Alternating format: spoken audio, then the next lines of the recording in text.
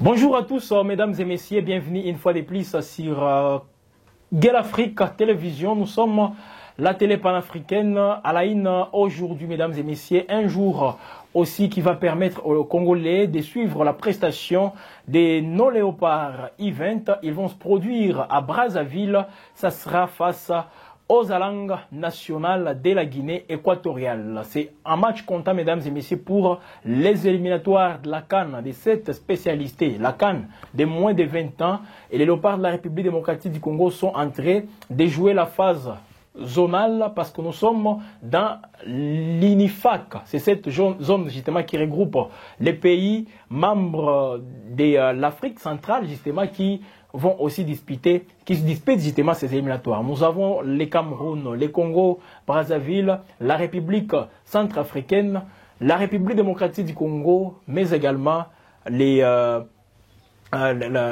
Guinée équatoriale. Ces pays s'affrontent, mesdames et messieurs, dans le cadre de ces éliminatoires. Les Tchad avaient désisté, mais les Tchad faisaient aussi partie étaient parmi les pays qui, dès le départ, devraient aussi être là en train de compétir pour avoir les billets les billets pour cette Coupe d'Afrique des Nations event. Mesdames et messieurs, les léopards, lors du premier match, justement, ils avaient perdu face à la Guinée, donc face au Congo-Brazzaville, 1-0, comprenez, 1-0 contre les Congo-Brazzaville. Et un match sur fond de plusieurs polémiques, comme vous le savez, qui existent, lorsque la République démocratique du Congo croise les Diables rouges du Congo-Brazzaville. Il y a toujours ces polémiques, surveiller les fleuves, c'est intervenu aussi. Et là, ce sont les Brazzavillois, cette fois-ci, qui nous ont dit, vous êtes là en train de surveiller les fleuves. Mais mesdames et messieurs, c'est une mini-compétition et les léopards ne vont pas justement livrer un seul match. Il y a d'autres matchs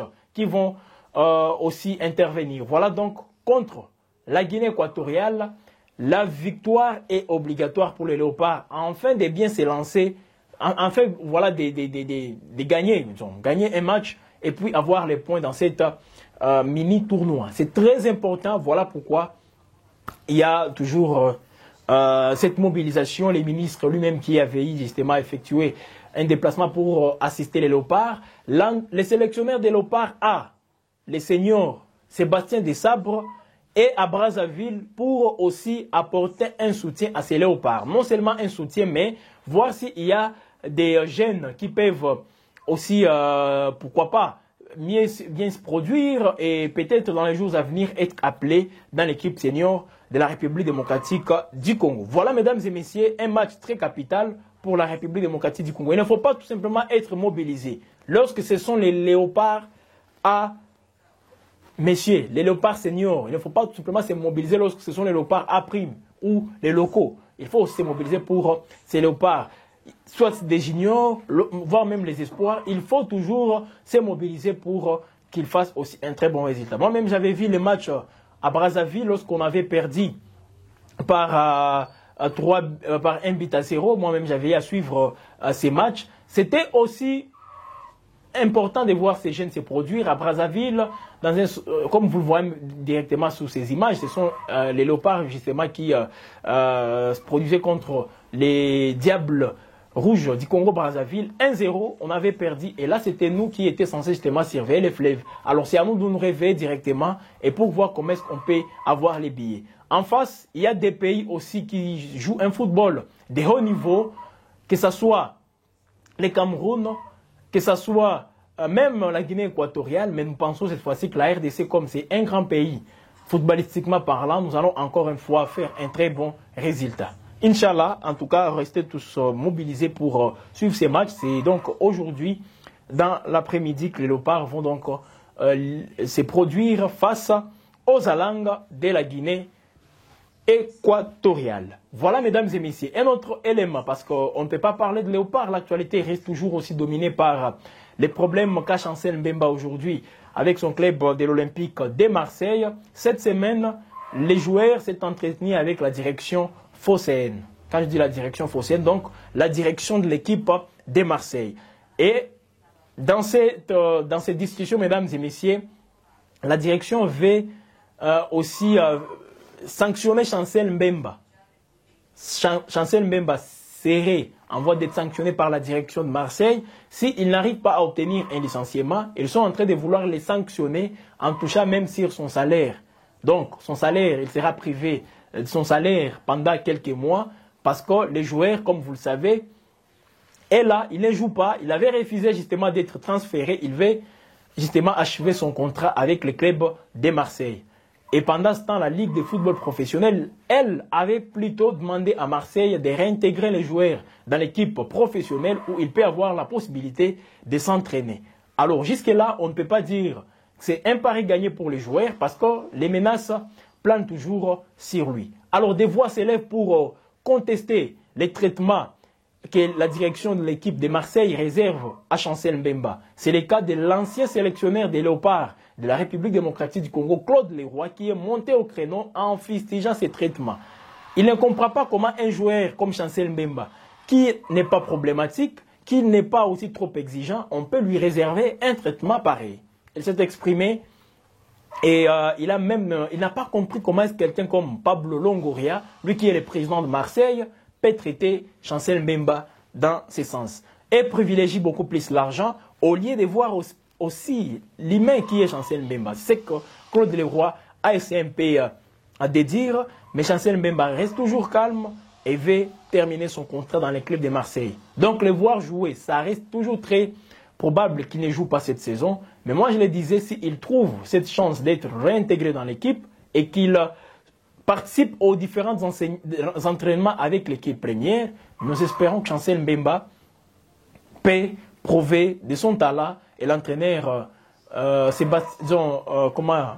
l'entraîneur de Marseille, Roberto De Zerbi, pourra faire appel encore à lui. Peut-être si une fois il arrive à trouver cette nécessité, parce que nous savons tous que c'est un compétiteur et pendant les entraînements, il peut prouver à l'entraîneur de quoi il est capable. Voilà, mesdames et messieurs, ce qu'il faut retenir. Donc, la situation de Chancel Mbemba ne rassure toujours pas, parce que c'est un joueur très capital. Et vous le savez, il vient d'être convoqué par les sélectionneurs Sébastien Desabre pour la double confrontation qu'on aura les 10 et les 15 face à la Tanzanie en aller et retour. Chancel Mbemba est une fois de plus appelé comme capitaine toujours des Léopards. Et pourtant, il vient de livrer aussi des matchs sans pour autant avoir même une minute dans son club.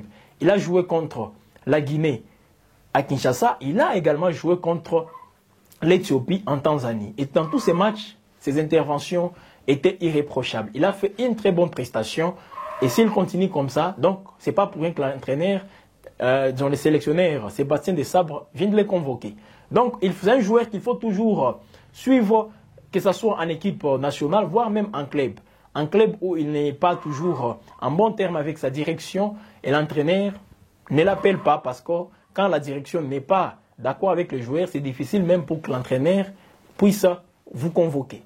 Et là, on évoque toujours les motifs sportifs pour dire non, l'entraîneur ne compte pas sur lui. Mais nous tous, nous connaissons ce qui fait à ce que Chancel Mbemba soit en disgrâce avec l'équipe de Marseille. C'est parce qu'il a refusé de transférer, il n'a pas renouvelé son contrat. Son contrat qui se termine au mois de juin 2025. Alors, l'équipe de Marseille pense que c'est elle qui sera justement roulée. Chancel Mbemba pourra partir librement parce que dans son documentaire, j'ai eu à le suivre moi personnellement et il a dit qu'il veut aussi avoir dans sa carrière un 5e club. En mettant de côté les clubs de MK de Kinshasa, Chancel Mbemba compte aujourd'hui 4 clubs. Les premiers, Anderlecht de la Belgique, les deuxièmes, Newcastle de l'Angleterre, les troisièmes, FC Porto du Portugal, les quatrièmes, c'est l'Olympique de Marseille en France. Donc, il envisage aussi de jouer dans un 5e club. Et là, il pourra dire qu'il est satisfait avec sa carrière. C'est ce que lui-même avait dit. Et dans tout ça, peut-être Marseille pense que les joueurs vont partir librement. Voilà pourquoi il fallait à tout prix se libérer, se séparer des joueurs pendant ce mercato d'été. Les joueurs sont restés et déjà là, c'est son dernier contrat. S'il ne part pas en janvier, Chancel Mbemba restera toujours là et toute la saison, il risque de ne pas jouer. Donc, on vous fera toujours part de l'évolution de sa situation dans les clubs. Entre-temps, les Léopards jouent contre les Alangs de la Guinée équatoriale. On peut les appeler même les Léopardos. Ce sont les petits de ces grands des A qui vont jouer contre les Alangs nationales. Alors, mesdames et messieurs, quels sont vos pronostics par rapport à ces matchs? Là, les Congo-Brazzaville nous avait battus en entame de ces mini-tournois. Les Congo-Brazzaville nous avaient battus. Donc, on doit se relancer face à la Guinée équatoriale. Quels sont vos pronostics? Faites-les en commentaire, mesdames et messieurs. Et puis, partagez tout en commentant, justement, tout en aimant justement cette production Serguel Africa Télévision. Bon week-end chez vous et bonne chance aux Léopards, aux Léopardos, voilà, de la République démocratique du Congo qui vont jouer contre la Guinée équatoriale dans le cadre du tournoi zonal INIFAC, comptant pour les éliminatoires de la Coupe d'Afrique des Nations de cette spécialité.